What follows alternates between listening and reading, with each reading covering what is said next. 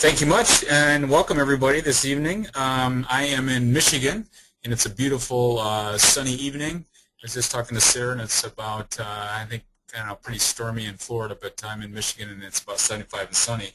Anyway, I'd like to welcome everybody tonight for the Lifestyle Health Coaching certification coming up on July 20th through 22nd. And basically, I'll do a short introduction on myself.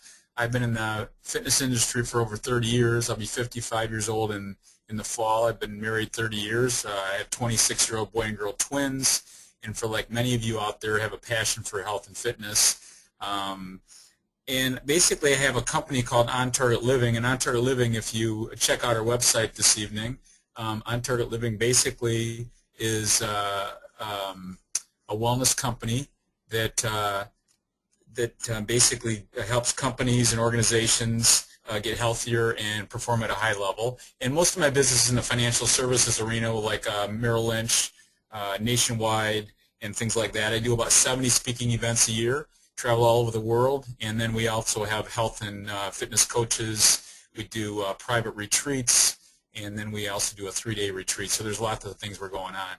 And then, you know, one of the things Sarah was asking me tonight, how did you get involved with Dr. Smith?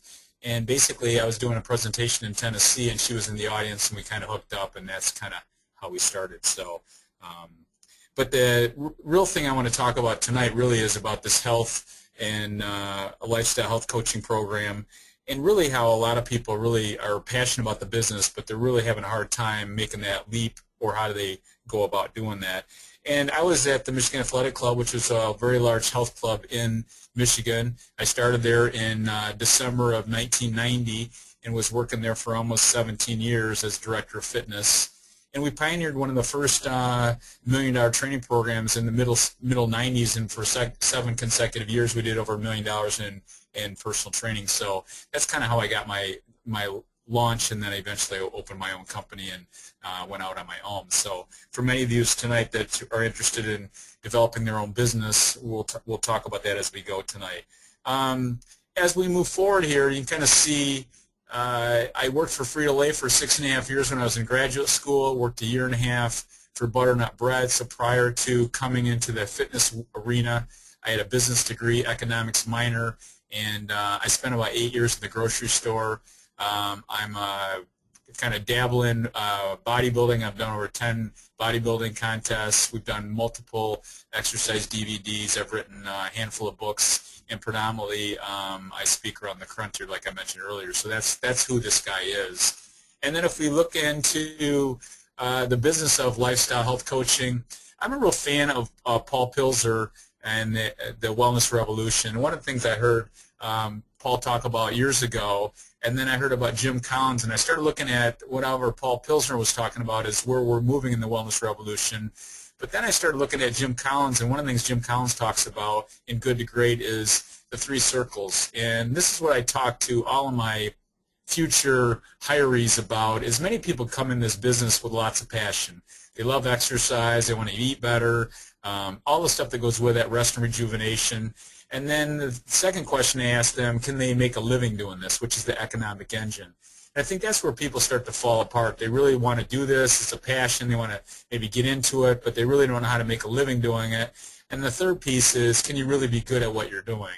You know, I always use the analogy of I love golf. It's a great passion of mine, but I sure as heck can't make a living at it, and I'm not obviously going to be the best in the world. So that would just be a hobby. It wouldn't really be a lifestyle. And the other thing I look at, too, from people as I get a little older is many people take a job at the beginning. I took a job as working as a driver for Butternut Bread and a driver for Frito-Lay. But eventually, most people want to go into a career, and then really what's really cool in life is when you can find your calling. And I think many people coming in this business, that's what they're looking for now. They want to not only make a living, but they want to move into their calling. But that's the 3 circles I'll be talking about in detail, because if you don't have the 3 circles, you're probably not going to be very successful. And so that's the challenge out there. I see so many people come into this business and they don't stay very long because they can't make a living doing it. And we'll talk about that tonight.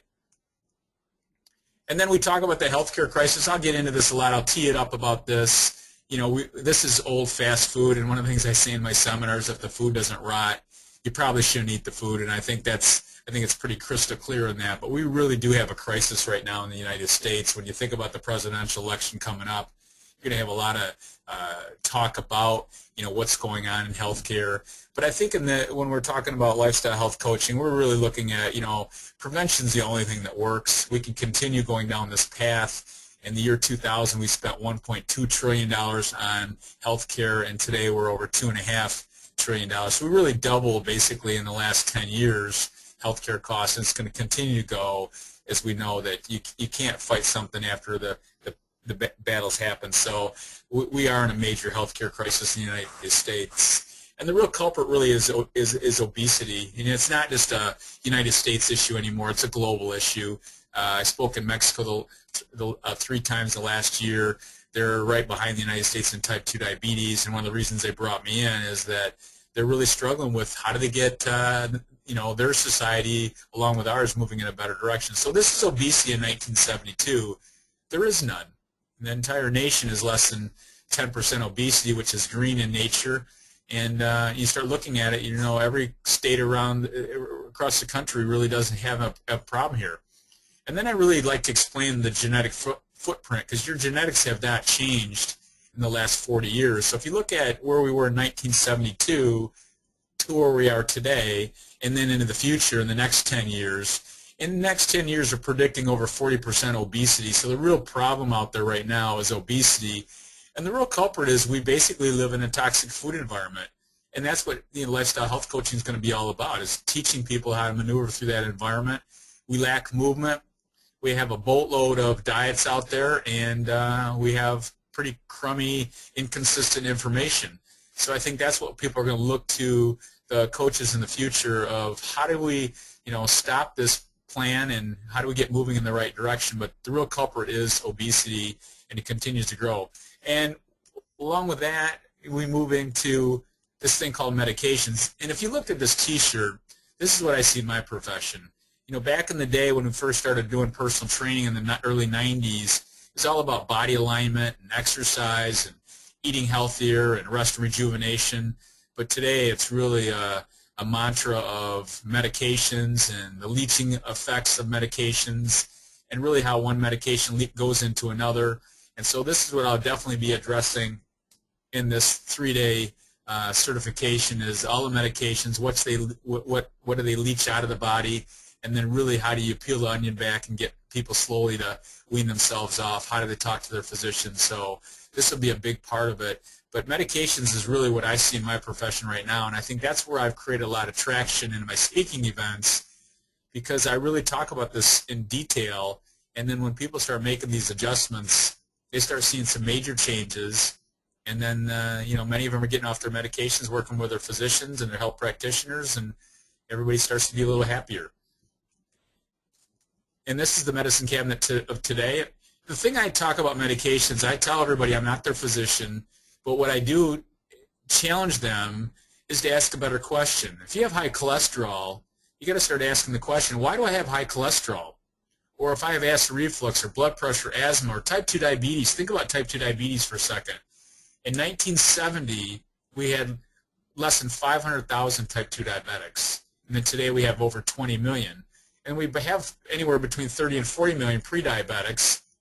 So the real challenges out there is how do you get people to start stepping back and asking those better questions. If you had a plant that was wilting on the side of the road, everybody kind of gets what they would do. You give it some water, you pay attention to the soil, give it some sunlight. But in our society, if you have a high cholesterol, and the thing I'll explain a lot in the 3-day event is, what do these things do? And what is cholesterol? Cholesterol is the backbone of hormones, and if you block cholesterol, you'll block the production of a coenzyme Q10, which is the most powerful antioxidant in the human body.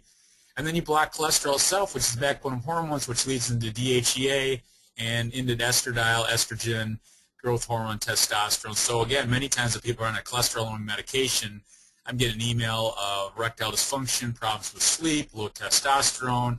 Should I be on a synthetic, hormone replacement?